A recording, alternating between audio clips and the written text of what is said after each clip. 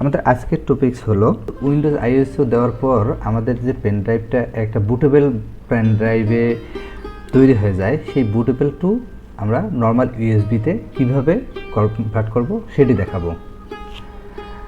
তো এটা করার জন্য যেটা করতে হয়, দেখুন এখানে আমার ইউএসবি যে ড্রাইভটা আছে এখানে কোনো কিছু নাই। এইটা নাই শো করার পেছনে কারণ হচ্ছে আমি যখন এটাকে বুটেবল তৈরি করতে গেছি কিন্তু বুটেবল হয়নি, কিন্তু এখন আমি এটাতে কোনো কিছু করতে পারতেছি না।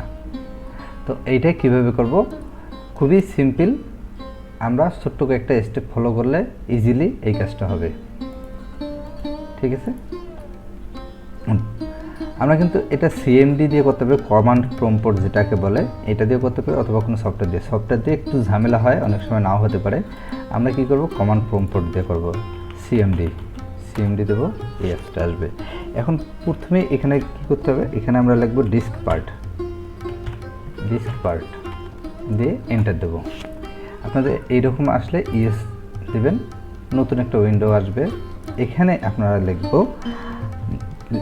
আমাদের হার্ড ডিস্কে অর্থাৎ কম্পিউটার পিসিতে এখন আমাদের কয়টা ডিস্ক আছে সেটা দেখব, লিস্ট ডিস্ক। এখন দেখুন এখানে আমাদের দুইটা ডিস্কে দেখাচ্ছে অনলাইনে, একটা ডিস্ক 0, একটা ডিস্ক 1। ডিস্ক 0 যেটা, সেটা হচ্ছে আমার হার্ড ডিস্ক, যে 365 জিবি, আর আমার যে পেন ড্রাইভ আছে সেটা হলো 29 জিবি। এটা আমাকে দেখাচ্ছে। আমাদের কাজ হবে আমরা এই ডিস্ক 1টাকে ফরম্যাট করব। তো এখন আমরা এইটাকে সিলেক্ট করব। সিলেক্ট করার জন্য কী লিখব, সিলেক্ট ডিস্ক 1, এন্টার। এখন এখানে কিন্তু দেখাচ্ছে disk 1 is now selected. Command প্রম্পটের কাজগুলো হলো আমাদেরকে লিখে লিখে কাজগুলো করতে হবে। এরপর আমাদের কাজ হলো আমরা এটাকে ক্লিন করব, ক্লিন, এন্টার। এটা ক্লিন হয়ে গেছে। এখন এইটাকে আমরা পার্টিশনে তৈরি করব, ক্রিয়েট পার্টিশন,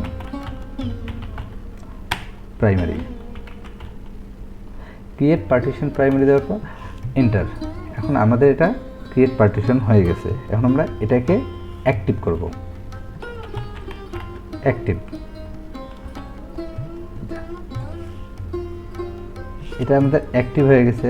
এখন আমাদের যেটা করতে হবে, এই যে আমাদের ইউএসবি ড্রাইভটা আছে, এটা তো আইএসও ফরম্যাটে অর্থাৎ বুটেবল ফরম্যাটে আছে। এই ফরম্যাটটাকে এখন আমরা চেঞ্জ করে আমরা NTFS ফরম্যাটে নিয়ে আসব। তো আমরা লিখি ফরম্যাট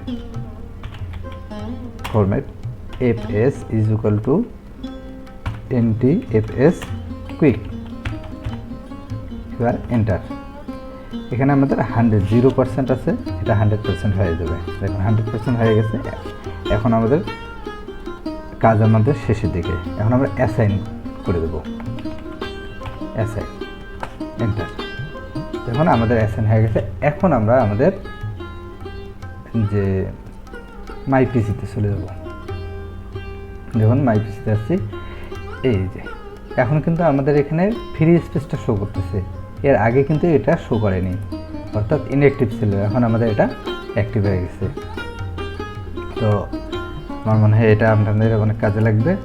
ভিডিওটা ভালো লাগলে অবশ্যই লাইক দিবেন, কমেন্ট করবেন আর বন্ধুদের সাথে শেয়ার করবেন। ভালো থাকবেন সবাই, ধন্যবাদ।